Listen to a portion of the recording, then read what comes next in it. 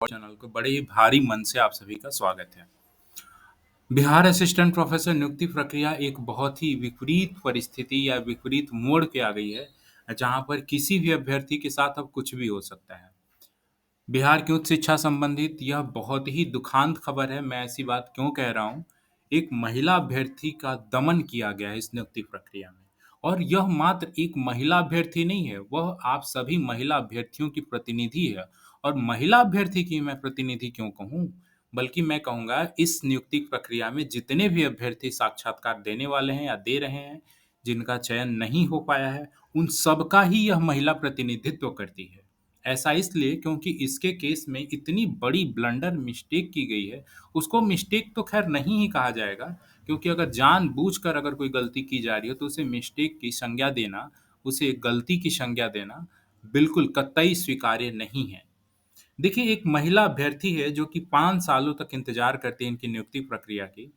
4 साल, 5 साल इतने लंबे समय इंतज़ार करने के बाद इसका रिजल्ट में भी नाम आना चाहिए, चूँकि जितना कट ऑफ स्कोर है चयनित अभ्यर्थी का, उससे भी इस महिला अभ्यर्थी का स्कोर 3-4 अंक ज़्यादा है।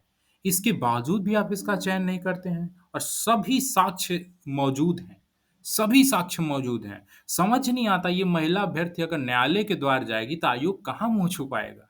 ये आयोग मुँह कहाँ छुपाएगा?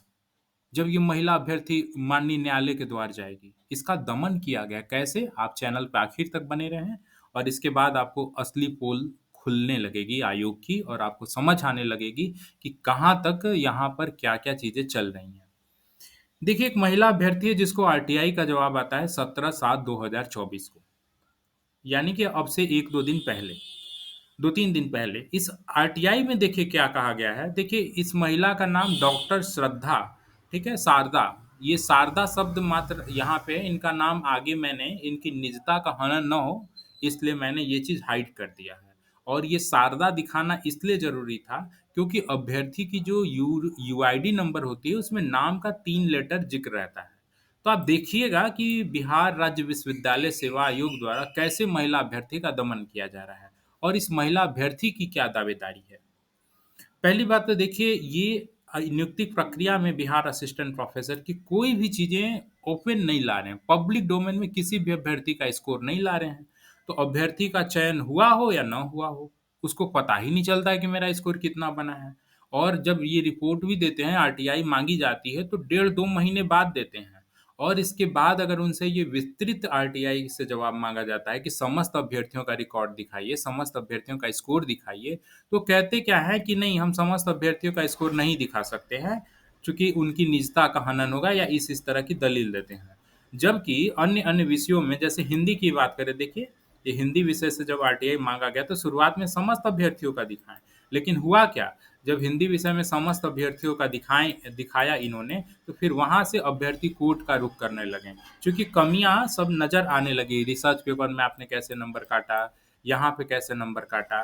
तो ये अब क्या किए कि आरटीआई में ये सब जवाब देना ही बंद कर दिए। देखिए, हिंदी विषय का आप देख पा रहे हैं, ये हिंदी विषय की आयोग द्वारा जो आरटीआई से प्राप्त सूची थी, वो यह है, जिसमें कि समस्त अभ्यर्थियों का सभी रिकॉर्ड यहाँ पे है। सिस्टम जनरेटेड स्कोर है, टोटल मैनुअली जनरेटेड स्कोर है, इंटरव्यू मार्क्स है, टोटल मार्क्स है, ठीक है? ये सब कुछ यहाँ पे स्पष्ट रूप से आप देख पा रहे हैं, यहाँ पर दिया हुआ है।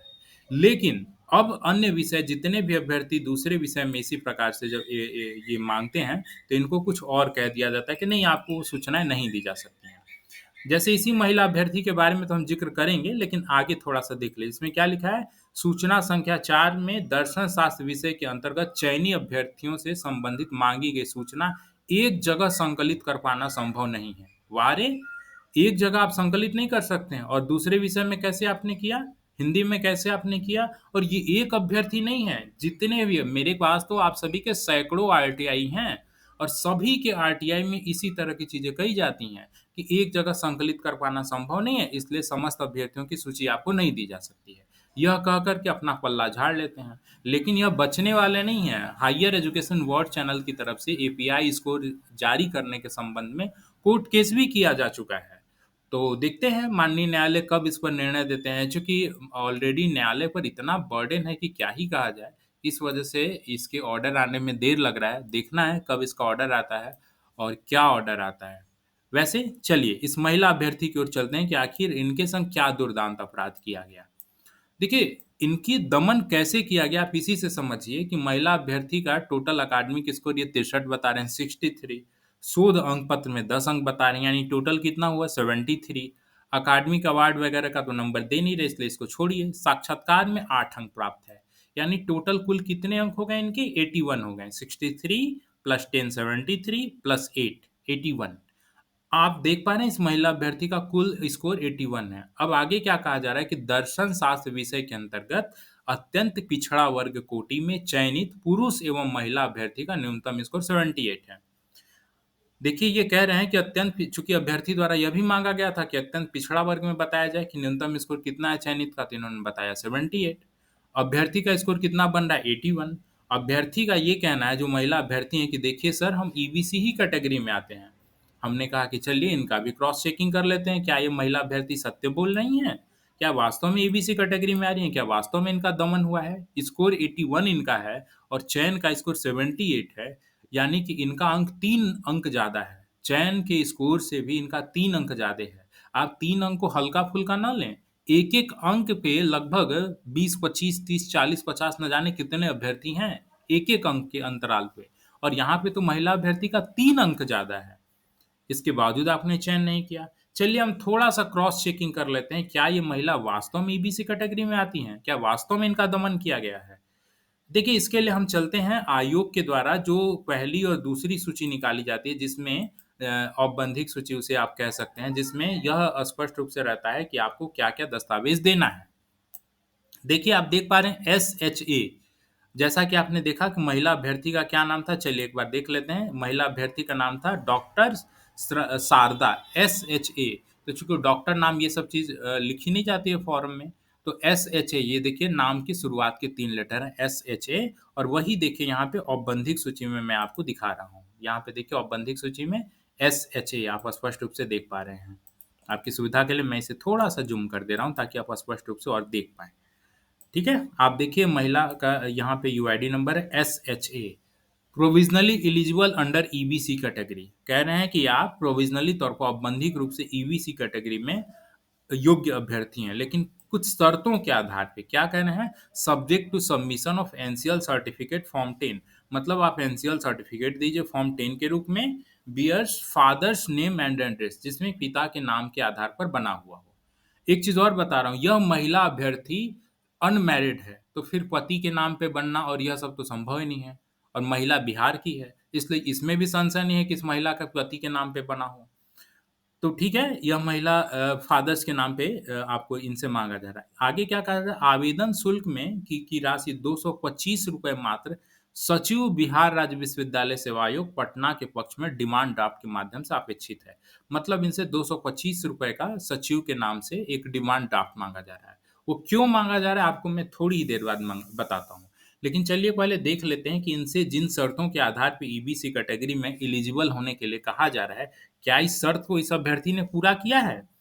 अब इनकी जो दूसरी सूची निकलती है उस पे आते हैं। दूसरी सूची में देखिए क्या चीज है, आप देख लीजिए दूसरी सूची, इसके बाद हम आगे की ओर बढ़ते हैं। देखिए इस दूसरी सूची में इस महिला अभ्यर्थी के, ये देखिए ये जितने भी आपको मैं दिखा रहा हूँ ये दर्शन शास्त्र विषय का मामला है। दूसरी सूची में 107 107 नंबर पे जब आते हैं तो यहाँ पे देखिए यहाँ पे क्या चीज कहा जा रहा है कि फॉर्म 10 अद्यतन एनसीएल जाति निवास प्रमाण पत्र तथा आवेदन शुल्क की शेष मांग की गई राशि रुपए 225 मात्र डिमांड ड्राफ्ट संख्या इतना के माध्यम से दिनांक 21/11/2022 को उपलब्ध कराया गया। यानी आपने जितनी चीजें मांगी थी महिला अभ्यर्थी द्वारा उपलब्ध कराया गया। ठीक है, यानी आपने 225 रुपए का डिमांड ड्राफ्ट मांगा था, उसने वो दिया, एनसीएल मांगा था वो दिया, यह सभी समय पर उपलब्ध हो गया है। और इस आधार पर देखिए इनको अर्हित भी कहा जा रहा है।